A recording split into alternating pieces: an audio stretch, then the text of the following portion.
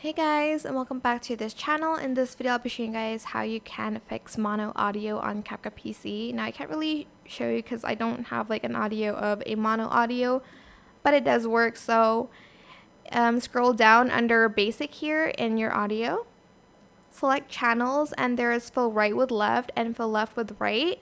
So if there's only audio on the left side, you're going to select this one. But if there's only audio on the right side, you're going to select fill left with right.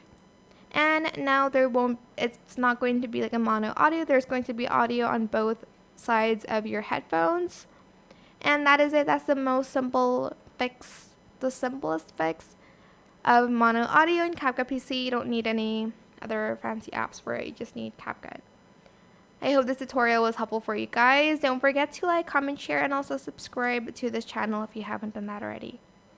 If you have any more questions about this video, leave it in the comment section down below. I will try my best to answer them all for you guys. If you found this video helpful, please click the thanks button above the description box down below. That is it. Thank you so much for watching. Bye!